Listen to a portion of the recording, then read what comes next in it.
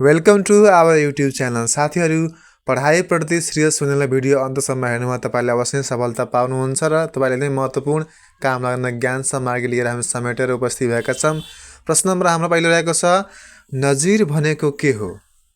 न्याय सम्पादनमा प्रभावकारिता ल्याउन नजिरले खेल्ने भूमिकाबारे प्रश्न पार्नुहोस्। यो हाम्रो साथीहरू 5 मार्क्सको क्वेसन रहेको छ। यसको उत्तरमा पहिला हामीले के त नजिरको परिचय लेख्ने भनेपछि नजिर भनेको के हो? मुद्दाको व्याख्या गर्ने सिलसिलामा अदालतबाट निर्मित कानुनलाई नजिर भनिन्छ। यसलाई न्यायाधीश निर्मित कानुनको रूपमा लिइन्छ। नजिर सामान्यतः माथिल्लो अदालतबाट निर्माण गरिन्छ। महत्त्वपूर्ण जानकारी छ, टिपोट अवश्य गरिदिउँ। व्यवस्थापिकाले नयाँ कानुन बनाई खारेज नगरेसम्म नजिर कानुनको रूपमा कायम रहन्छ।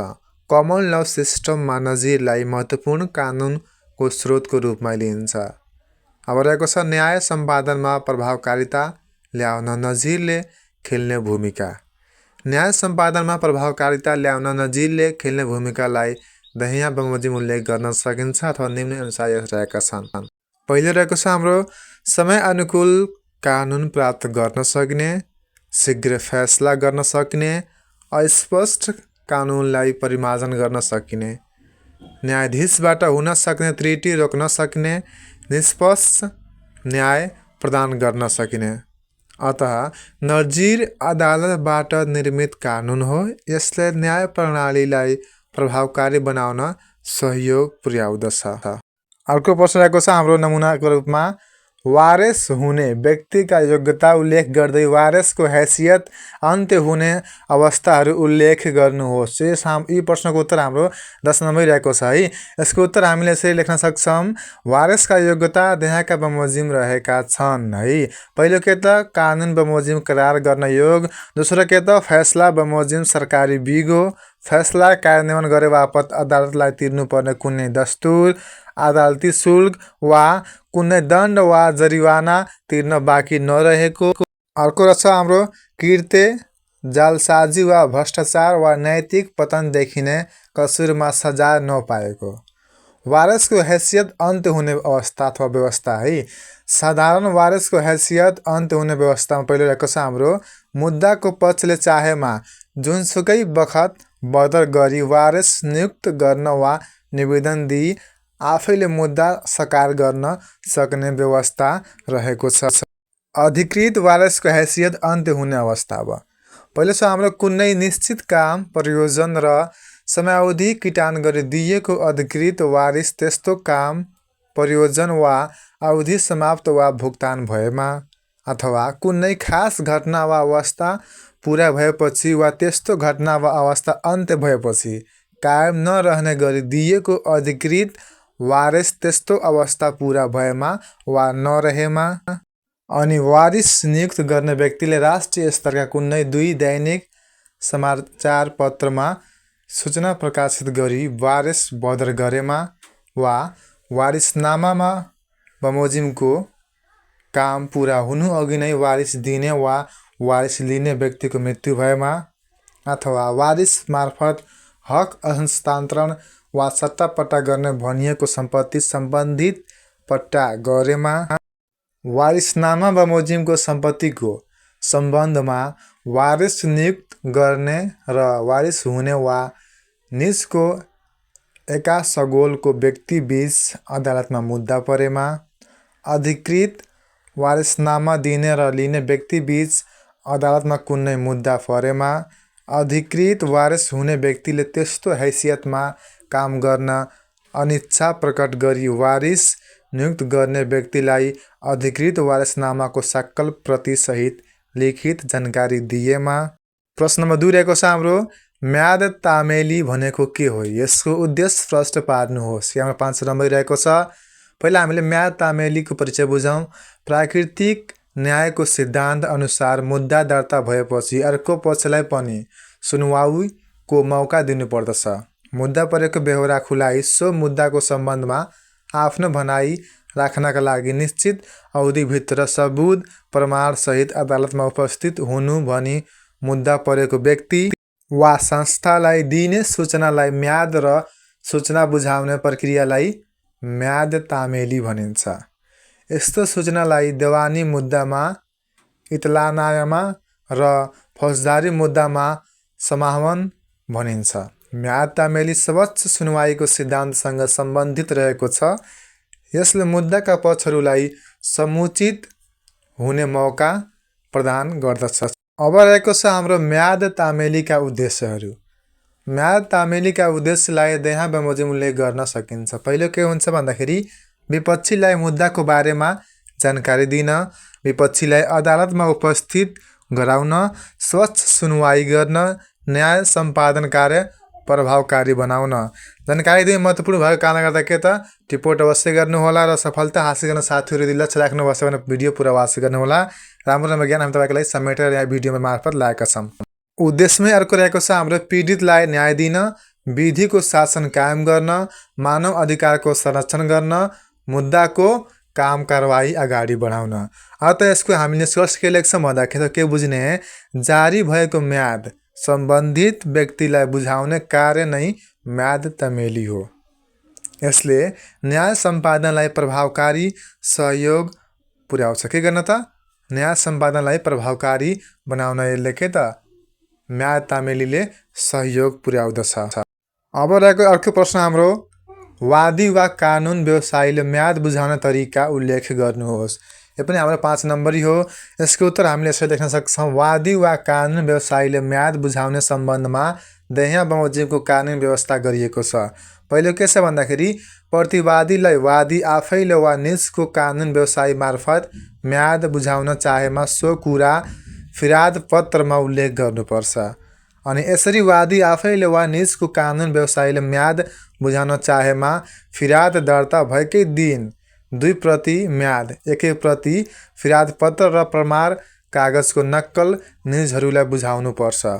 उक्त म्याद बुझाएको भरपाई गराई मिसिल संलग्न राखी सोको अभिलेख समेत राख्नुपर्छ। यसरी बुझेको म्याद वादी वा निजको कानुन व्यवसायीले फिराद पत्र दर्ता भएको मितिले बाटाका म्याद बाहेक 3 दिनभित्र प्रतिवादीलाई बुझाई प्रतिवादीको भरपाई गराउनु पर्दछ। प्रतिवादीले म्याद बुझी गरिदिएको भरपाई र निजले सही छाप गरी बुझेको 1 प्रति म्याद प्रमाणको लागि वादी वा कानुन व्यवसायीले म्याद बुझाएको 7 दिनभित्र अदालतमा दाखिला गराउनु पर्दछ। प्रतिवादीले त्यस्तो म्याद बुझी नलिएमा तामेली गर्ने म्याद नाघेको मितिले 2 दिनभित्र सो बेहोराको प्रतिवेदन निजहरूले अदालतमा पेश गर्नु पर्दछ। अर्को एकदमै महत्त्वपूर्ण प्रश्न रहेको छ हाम्रो, संविधानलाई मूल कानुन मान्नुका कारणहरू छोटकरीमा चर्चा गर्नुहोस्। यो पनि हाम्रो 5 मार्क्स रहेको छ। राज्य सञ्चालनका मार्गदर्शक सिद्धान्तहरू उल्लेख भएको मूल कानुन नै संविधान हो। संविधानले सरकार र जनताबीच सम्बन्ध सेतुको कार्य गर्दछ। संविधानको आधारमा सरकारको सञ्चालन हुन्छ। संविधानद्वारा सरकारको स्वरूप र लक्ष्यको निर्धारण गरिन्छ। यसद्वारा सरकारका विभिन्न अङ्गबीच शक्तिको विभाजन गर्ने कार्य गरिन्छ। साथीहरू तपाईँ भिडियो सेयर गर्नुहोला। सेयर गरेपछि तपाईँले आफै सफलता पाउनुहुन्छ र अरूलाई के त सहयोग पुर्याउनुहुन्छ। ज्ञान बाँडेपछि ज्ञान बढ्छ है साथीहरू। मन पे भिडियो लाइक पनि अवश्य गर्नुहोला। संविधानलाई मूल कानुन मान्नुका कारणहरू है। संविधानलाई मूल कानुन मान्नुका कारणहरूलाई यहाँ बमोजिम उल्लेख गर्न सकिन्छ। पहिलो के रहेको छ, संविधान राज्यको सर्वोच्च शक्तिद्वारा निर्माण गरी जारी गरिन्छ। संविधानसँग बाँझ्ने गरी निर्माण हुने अन्य कानुनहरू बदरभागी हुन्छन्। संविधानले नै कानुन निर्माण गर्ने व्यवस्थापिका, कार्यान्वयन गर्ने कार्यपालिका र व्याख्या गर्ने न्यायपालिकाको सिर्जना गरी उक्त निकायहरूलाई अधिकारको विभाजन र सन्तुलन र नियन्त्रण गरेको हुन्छ। अर्को महत्त्वपूर्ण प्रश्न रहेको छ, नेपालको संवैधानिक विकासक्रमबारे छोटकरीमा उल्लेख गर्नुहोस्। यो हाम्रो 10 नम्बर रहेको छ। पहिला हामी के लेख्नुपर्छ, संविधानको परिचय। संविधान राज्यको मूल कानुन हो। यसले जनताको हक, अधिकार र दायित्व निर्धारण गर्दछ। संविधानको पालना गर्नु सबै नागरिकको कर्तव्यको रूपमा लिइन्छ। यो जनता र सरकार बीच सम्बन्धको निर्धारक हो। नेपालको संवैधानिक विकासक्रम है। विश्वमा सन् 1789 मा जारी गरिएको अमेरिकी संविधानलाई पहिलो लिखित संविधानको रूपमा लिइन्छ। नेपालमा संवैधानिक शासन व्यवस्थाको सुरुवात करिब 7 दशक है अघि मात्र भएको हो। नेपालको संवैधानिक विकासक्रमलाई यहाँ बमोजिम उल्लेख गर्न सकिन्छ। नेपाल सरकार वैधानिक कानुन 2004 घोषणा मिति यो संविधान विक्रम सम्वत 2004 माघ 13 गते घोषणा गरिएको हो। यो संविधान विक्रम सम्वत 2005 साल वैशाख 1 गतेबाट लागू हुने भनिएको थियो। घोषणा गर्ने व्यक्ति चाहिँ तत्कालीन राणा प्रधानमन्त्री पदम शमशेरद्वारा यो संविधान घोषणा गरिएको थियो। संविधानको भाग, धारा र अनुसूची। यस संविधानका भाग 6 थिए भने 68 धारा 1 अनुसूची रहेको थियो। मुख्य विशेषता के थियो भन्दाखेरि यो नेपालको पहिलो संविधान हो, तर यो संविधान कार्यान्वयन हुन सकेन। अर्को बरा छ खमा हाम्रो नेपालको अन्तरिम शासन विधान 2007 घोषणा मिति यो संविधान विक्रम सम्वत 2007 साल चैत 29 गते घोषणा गरिएको हो। घोषणा गर्ने व्यक्ति तत्कालीन राजा त्रिभुवनद्वारा यो संविधानको घोषणा गरिएको हो। संविधानको भाग, धारा र अनुसूचीहरू। यस संविधानका 7 भाग, 74 धारा र 4 परिच्छेद रहेका थिए। यसको मुख्य विशेषता के थियो भन्दाखेरि यो नेपालमा लागू भएको पहिलो संविधान हो। गमा रहेको छ हाम्रो नेपाल अधिराज्यको संविधान 2015 जारी गरिएको मिति यो संविधान विक्रम सम्वत 2015 साल फागुन 1 गते जारी गरिएको हो। जारी गर्ने व्यक्ति तत्कालीन राजा महेन्द्रद्वारा यो संविधानको जारी गरिएको हो। संविधानको भाग, धारा र अनुसूची। यस संविधानका भाग 10, 77 धारा र 3 अनुसूची रहेका थिए। यसको मुख्य विशेषता यसै संविधानको आधारमा मुलुकमा पहिलो आम निर्वाचन भएको थियो। साथीहरू, हाम्रो नेपालको संविधान सुरुदेखि नै अहिलेसम्म कतिवटा बन्यो के हाम्रो उसको मितिहरू जारी मिति होइन, त्यसको विशेषताहरू समेत हाम्रो यस युट्युब च्यानलद्वारा पहिलोपल्ट पाउनु भएको छ भने कृपया भिडियो लाइक गरेर अवश्य जानुहोला। भिडियो पुरा वाच गरेर आफ्नो प्रतिक्रिया अवश्य नै दिनुहोला है।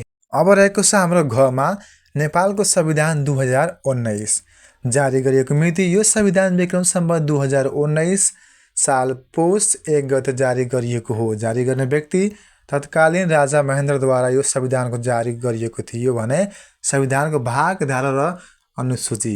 यस संविधानका 20 भाग, 97 धारा र 6 अनुसूची रहेका थिए। यसको मुख्य विशेषता यो संविधानले एक दलीय पञ्चायती शासन व्यवस्थालाई अंगीकार गरेको थियो। अंगमा रहेको छ हाम्रो नेपाल अधिराज्यको संविधान 2047 जारी गरिएको मिति यो संविधान विक्रम सम्वत 2047 साल कार्तिक 23 गते जारी गरिएको हो। जारी गर्ने व्यक्ति तत्कालीन राजा वीरेन्द्रद्वारा यो संविधानको जारी गरिएको हो। संविधानको भाग, धारा र अनुसूची चाहिँ यस संविधानका 23 भाग, 133 धारा र 3 अनुसूची रहेका थिए। यस संविधानको मुख्य विशेषता संविधानलाई देशको मूल कानुनको रूपमा स्वीकार गरिएको, सार्वभौम सत्ता नेपाली जनतामा निहित रहेको यस जस्ता विषयहरू यस संविधानका मुख्य विशेषताहरू थिए। कुन संविधानको त? नेपाल अधिराज्यको संविधान 2047 को। चमा रहेको छ हाम्रो नेपालको अन्तरिम संविधान 2063 जारी भएको मिति यो संविधान विक्रम सम्वत 2063 साल माघ 1 गते जारी गरिएको हो। संविधानको भाग, धारा र अनुसूची। यस संविधानका 25 भाग, 167 धारा र 4 अनुसूची रहेका थिए। यस संविधानको मुख्य विशेषता यो संविधानद्वारा नै नेपाललाई लोकतान्त्रिक गणतन्त्रात्मक राज्यको रूपमा घोषणा गरिएको थियो, जुन 2062-63 जनआन्दोलन भएको थियो। साथीहरू है, भिडियो मन पर्दा लाइक अवश्य गर्नु र टिप्पणी अवश्य गर्दै गर्नु होला है। 6 मा रहेको छ हाम्रो नेपालको संविधान जारी भएको मिति यो संविधान विक्रम सम्वत 2072 साल असोज 3 गते जारी गरिएको थियो। संविधानको भाग, धारा र अनुसूची। यस संविधानका भाग चाहिँ 35, 308 धारा र 9 अनुसूची रहेका थिए। मुख्य यसको विशेषता के थियो भन्दाखेरि यो संविधानद्वारा निर्माण गरिएको र सङ्घीय शासन व्यवस्थालाई अवलम्बन गरिएको मुलुकको पहिलो संविधान हो। यसको निष्कर्षमा हामी के लेख्ने भन्दाखेरि नेपालमा छोटो अवधिमा धेरै संविधानहरू घोषणा भइसकेको अवस्था छ। संविधानलाई लचिलो, परिवर्तनशील र जनमैत्री बनाई दिगो र प्रभावकारी बनाउनु आजको आवश्यकता हो। यसमा राज्यका नीति, निर्देशक, सिद्धान्त र दायित्वहरू समावेश हुन्छन्। अन्य कानुनहरूलाई संविधानले नै मार्गदर्शन गर्दछ। राज्यको संरचना र स्वरूप संविधानले नै निर्धारण गर्दछ। संविधान सहजै खारिज र संशोधन गर्न सकिँदैन। संविधानले नै नागरिकका हक र दायित्वलाई किटान गरेको हुन्छ। अतः राज्य सञ्चालनका लागि आवश्यक मार्गदर्शक सिद्धान्तहरूको सङ्ग्रह नै संविधान भएकाले यसलाई मूल कानुनको रूपमा लिन सकिन्छ। साथीहरू, भिडियो मन परे अवश्य लाइक गर्नुहोला। तपाईँको लागि हामी यति मेहनत गरेर राम्रोसँग भिडियो बनाउँछौँ, तपाईँ पुरा वाच कमसेकम गर्नुहोस्। पढाइप्रति सिरियस हुने भिडियो अन्तसम्म हेर्दै गर्नुहोला है। अर्को प्रश्न रहेको छ हाम्रो, सङ्घीय शासन प्रणालीका सबल र दुर्बल पक्षहरूबारे चर्चा गर्नुहोस्। 5 नम्बर रहेको छ र यो प्रश्न एकदमै महत्त्वपूर्ण छ। निकै नै कमसेकम 10-12 चोटि यो प्रश्न परीक्षामा सोधेका छ लोकसेवामा है। यसको पहिला हामी के लेख्ने भन्दाखेरि सङ्घीय शासन प्रणालीको परिचय पहिला।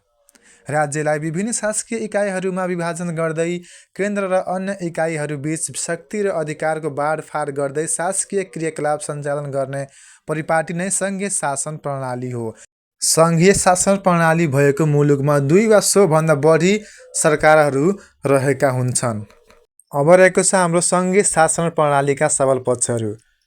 सङ्घीय शासन प्रणालीका सबल पक्षहरूलाई त्यहाँ बमोजिम उल्लेख गर्न सकिन्छ। पहिलो रहेको छ हाम्रो शक्तिको विकेन्द्रीकरण हुने, अर्को निरङ्कुश शासनलाई रोक्न सकिने, मुलुकमा रहेको विविधतालाई व्यवस्थापन गर्न सकिने, मुलुकको सन्तुलित विकास हुने, विकासको गतिमा तीव्रता दिन सकिने। सङ्घीय शासन व्यवस्थाका दुर्बल पक्षहरू। सङ्घीय शासन व्यवस्थाका दुर्बल पक्षहरूलाई त्यहाँ बमोजिम उल्लेख गर्न सकिन्छ। पहिलो, शासन प्रणाली खर्चिलो हुने, निर्णय प्रक्रियामा ढिलाइ हुन सक्ने, मुलुक विखण्डन हुन सक्ने, वैध शासन व्यवस्थाका कारण सेवा प्रवाहमा अन्योलता सिर्जना हुन सक्ने। अतः सङ्घीय शासन व्यवस्था शक्ति विकेन्द्रीकरणको लागि एक महत्त्वपूर्ण व्यवस्था हो। अब रहेको छ हाम्रो लोकतन्त्रको परिचय। जनताका लागि जनताद्वारा सञ्चालित शासन व्यवस्थालाई लोकतन्त्र भनिन्छ। आफ्नो शासकलाई आवधिक निर्वाचनको माध्यमद्वारा छनौट गर्न सक्ने व्यवस्था रहने शासकीय प्रणाली हो लोकतन्त्र। मानव अधिकार र कानुनी शासनको केन्द्रबिन्दुको रूपमा लोकतन्त्र रहेको हुन्छ। समकालीन विश्वका जनमैत्री, जनहितकारी र उत्कृष्ट शासकीय प्रणालीको रूपमा लोकतन्त्रलाई लिइन्छ। यसलाई सुशासनको सर्वोच्च प्रणालीको रूपमा लिइन्छ। लोकतन्त्रका आधारभूत पक्षहरूलाई लोकतान्त्रिक मूल्य र मान्यता भनिन्छ, जसलाई त्यहाँ बमोजिम उल्लेख गर्न सकिन्छ। आवधिक निर्वाचन, विधिको शासन, स्वतन्त्र न्यायपालिका, शक्ति पृथकीकरण तथा नियन्त्रण र सन्तुलन, मानवाधिकार, त्यसपछि बालिग मताधिकार, विकेन्द्रीकरण, बहुदलीय प्रतिस्पर्धात्मक शासन प्रणाली, नागरिक सर्वोच्चता, राजनीतिक, आर्थिक तथा सामाजिक बहुलवाद। अतः समकालीन विश्वमा सबैभन्दा वैज्ञानिक र जनप्रिय शासन व्यवस्था नै लोकतन्त्र हो। अर्को प्रश्न रहेको छ हाम्रो, हकदया भन्नाले के बुझिन्छ? यसको महत्त्व उल्लेख गर्नुहोस्। यहाँ हाम्रो 5 मार्क्स छ। पहिला हामीले हकदया भनेको के त्यसको परिचय बुझौँ। सामान्य अर्थमा हकदया भन्नाले हनन भएको हक अधिकार प्रचलनका लागि अदालत समक्ष उपस्थित हुन पाउने हक हो। विस्तृत रूपमा हकदया भन्नाले संविधान वा प्रचलित कानुनद्वारा प्रदान हक अधिकारमा आघात परेमा सो हक प्रचलन गराउनका लागि सक्षम अदालत समक्ष उपस्थित भई नालिस, उजुरी, फिराद, प्रतिवाद वा खण्डन गर्न पाउने हक नै हकदया हो। हकदयाले गुमेको हक प्राप्त गर्ने नागरिक अधिकारलाई सुनिश्चित गराउँदछ। सामान्यतः जो व्यक्तिको हकमा आघात परेको छ सोको उपचारका लागि त्यही व्यक्तिले मात्र प्रवेश गर्न पाउँछ भन्ने हकदयाको सामान्य सिद्धान्त हो। हकदयाको प्रश्न सामान्यतया दुनियावादी देवानी मुद्दामा प्रमुख रूपले आउँछ। हकदया अदालतमा प्रवेश गर्ने प्रवेशद्वार हो। यो पीडित पक्षलाई प्राप्त हुने हक हो। वर्तमान संविधानले सार्वजनिक हित र सरोकारको विवादमा उजुरी दिने हकदया आम नागरिकलाई हुने र कानुन सम्मत हित र सरोकार रहेको मुद्दामा दाबी पुग्नेछ। व्यक्तिले उजुरी गर्न सक्ने गरी हकदयाको प्रत्याभूति गरेको छ। मुल्की देवानी कार्यविधि संहिता 2074 को दफा 86 मा फिर्याद पत्र दायर गर्दा आफ्नो हक पुग्ने विषयमा मात्र दाबी गरी फिर्याद दायर गर्न सक्ने र अन्यथा फिर्याद पत्र खारेज हुने व्यवस्था गरेको छ। अब रहेको छ हाम्रो हकदयाको महत्त्व।